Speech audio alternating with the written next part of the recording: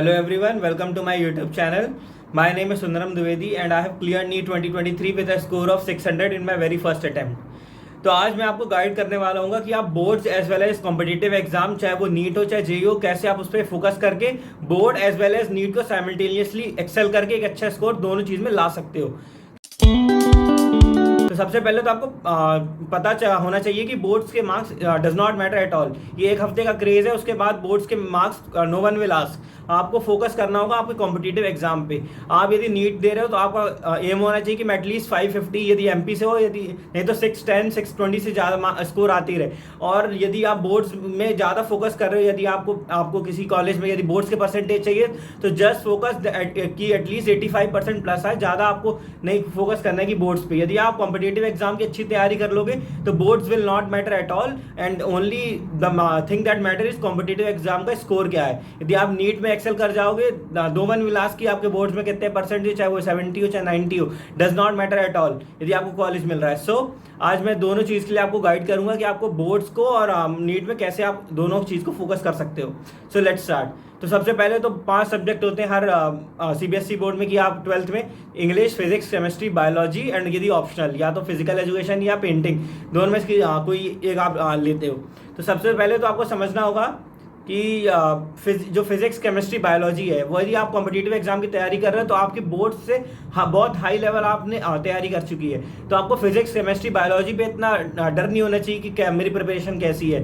आपको जस्ट ऐसे फोकस करना होगा कि जैसे आप यदि फिजिक्स पढ़ रहे हो तो आपके जो नोट्स होने चाहिए ना, उसमें जो भी डेरिवेशन के साथ आपके जो भी फॉर्मूला है वो डेरिवेशन के साथ होने चाहिए। तो जब डेरिवेशन के साथ होंगे तो आपको बोर्ड्स के टाइम जब आप उसको रिवाइज करोगे तो आपको जैसे बोर्ड्स में डेरिवेशन पूछते हैं, तो यदि आपके नोट्स में वो चीज़ लिखी रही तो आप है ना उसको बोर्ड्स के टाइम रिवाइज कर सकते हो और आपको ज़्यादा प्रॉब्लम नहीं आएगी। लेकिन if you don't make the notes with derivation, then आपको फिर बोर्ड्स की अलग से कॉपी बनानी पड़ेगी, जो कि बहुत टाइम टेकिंग है। और as a competitive exam students we don't have much time that हम बार बार किसी एक पर्टिकुलर चीज़ के नोट्स बनाएं। तो इसलिए आप जो कॉम्पिटिटिव एग्जाम यदि आप कोचिंग में हो तो उसके आप जब नोट्स बनाओ तो उसमें फोकस करो कि जितने भी फॉर्मूला, इंपॉर्टेंट कंसेप्ट आप डेरिवेशन के साथ और प्रॉपर एक्सप्लेनेशन, थ्योरेटिकल पॉइंट्स के साथ उसको लिखते रहो। क्योंकि यदि जब बोर्ड्स की तैयारी आप प्रॉपर अच्छे से 1-2 महीने पहले स्टार्ट करते हो तो इससे क्या होता है ना कि जब आप बोर्ड्स कॉम्पिटिटिव एग्जाम के लिए एकदम नीट या जेईई के लिए तैयारी करते रहोगे तो आपका जो बोर्ड्स है ना वो काफ़ी अच्छे से क्लियर हो जाएगा। नेक्स्ट अपन बात करते हैं केमिस्ट्री की। केमिस्ट्री में भी अप्रोच है, आपके नोट्स बेस्ट होने चाहिए और आपको बार बार वही चीज़ ना लिखनी पड़े। आप ऑर्गेनिक के नोट्स हो, इनऑर्गेनिक के नोट्स हो, किसी के भी नोट्स हो, आपको ऐसा सोचना है कि मैं ये दोनों चीज़ के लिए यूज़ करने वाला हूँ। तो आपको इसमें theoretical as well as MCQ भी साथ में लिखने हैं, क्योंकि एमसीक्यू भी अब बोर्ड्स में आने लगे हैं और हमें क्या आदत है कि हम एमसीक्यू सॉल्व करते हैं लेकिन हमें थ्योरी नहीं आती है। इसलिए हमें एमसीक्यू पे भी इक्वल फोकस करना है as well as theoretical point of view में। मैंने लास्ट वीडियो में जब बायोलॉजी के बारे में बताया तो मैंने ये भी बताया था कि आपको हर चीज़ थ्योरेटिकल पॉइंट ऑफ व्यू से ही समझना है, जब कि आपको रीजन पता होना चाहिए पर्टिकुलर थिंग का। क्योंकि जो है ना बोर्ड है वो प्रॉपर थ्योरी बेस पे रीजन के ऊपर है। यदि कोई चीज़ है तो ये क्यों हुई, फिर आप उसको डेराइव करो, आप उसके बारे में लिखो, कोई रिएक्शन है उसको, उसका बाय प्रोडक्ट क्या होगा। तो आपको थ्योरी एकदम आनी चाहिए। अपन लोग एमसीक्यू में फोकस करते हैं, अपन को पता चल जाता है कि ये इसका आंसर होना चाहिए। आपको बहुत सारी चीज़ें माइंड में कैलकुलेट करके अपन एमसीक्यू सही कर सकते हैं, लेकिन आपको थ्योरी में जब आप बोर्ड्स दोगे तो आपको मार्क्स ऐसे नहीं मिलेंगे। आपको हर चीज़ पॉइंट टू पॉइंट लिखना होगा, पॉइंट के मार्क्स मिलते हैं। तो इसलिए आपको थ्योरी भी अच्छे से पढ़नी है और है ना अच्छे से फोकस करना है। बायोलॉजी में अपन यदि नीट की तैयारी कर रहे हैं तो अपन एनसीईआरटी को लाइन टू लाइन याद करते हैं। तो आपके लिए बायोलॉजी के लिए ज़्यादा टेंशन लेने की ज़रूरत नहीं है। आप बस थोड़ा पॉइंट अच्छे, जो भी क्वेश्चन है एनसीईआरटी के पीछे दिए, आप उनको अच्छे से पढ़ो और उनके 3-4 पॉइंट हर क्वेश्चन के आपको याद होने चाहिए, जिससे आप बोर्ड के टाइम उसको लिख सको। आपको टेंशन नहीं लेना है। बाकी इंग्लिश जो है, इंग्लिश आपको यदि अभी से पढ़ना स्टार्ट कर दोगे तो फालतू है, क्योंकि इंग्लिश आप मोस्ट ऑफ द टाइम भूल ही जाओगे। अब आप लास्ट में 1-2 महीने पहले उसको रीड करने मत बैठना, क्योंकि बोर्ड्स के टाइम में आपके कॉम्पिटिटिव एग्जाम होते हैं, नीट होगा चाहे जेईई होगा।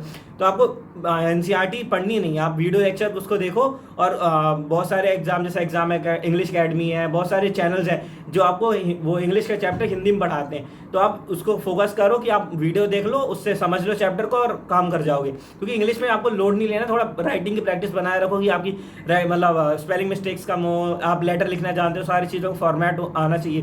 तो इन सब चीज़ों पर जब आप फोकस करोगे ना तो आपकी इंग्लिश ऑटोमेटिकली सही हो जाएगी। 1 से 1.5 महीने पहले स्टार्ट करना है, उससे पहले आप पढ़ोगे तो टाइम वेस्ट है। लास्ट, यदि आप ऑप्शनल में फिजिकल एजुकेशन पेंटिंग है तो आपको ज़्यादा फोकस नहीं करना है। सिमिलरली जैसे इंग्लिश के लिए प्रिपेयर किया वैसे आप इन दोनों सब्जेक्ट के लिए भी प्रिपेयर कर सकते हो। लास्ट में 1-2 महीने पहले आप स्टार्ट करो, पर डे थोड़ा थोड़ा या वीकली 1-2 चैप्टर आप इनके पढ़ लो, आप काफ़ी अच्छा कर जाओगे। तो इसलिए आपको मोर फोकस करना है कॉम्पिटिटिव एग्जाम में, लेस फोकस करना है आपको बोर्ड्स में, क्योंकि बोर्ड्स यदि आप सोचो यदि कि आप हाई लेवल चीज़ पढ़ते हो, जब आप कंपटीशन की तैयारी कर रहे हो तो आप बहुत हाई लेवल चीज़ें ऑलरेडी पढ़ चुके हो, फिर लेकिन बोर्ड्स में क्या होता है उसका कम लेवल आता है तो आप आसानी से क्लियर कर जाओगे। लेकिन आपको समझना होगा कि मैं जो भी नोट्स बनाता हूँ, जिस भी तरीके से मैं पढ़ता हूँ, तो मैं बोर्ड का भी उसमें पॉइंट रखूँ। ये नहीं कि मैं कॉम्पिटिटिव एग्जाम के लिए तैयारी कर रहा हूँ तो मैं एकदम फॉर्मूला डायरेक्ट लिख रहा हूँ और मैं क्वेश्चन सॉल्व कर रहा हूँ, ऐसा नहीं होना चाहिए। हर चीज़ डेरिवेशन के साथ आपके कॉपी में होनी चाहिए और आप उसको मल्टीपल बार रिवाइज करते हो और आपके डेरिवेशन भी टिप्स पे हो जाएंगी, तो आपको डरने की ज़रूरत नहीं है। Thank you. यदि आपको ये वीडियो अच्छा लगा तो चैनल को सब्सक्राइब करना और वीडियो को लाइक करना और कमेंट करके बताना कि आपको नेक्स्ट वीडियो किस टॉपिक पे चाहिए। Thank you.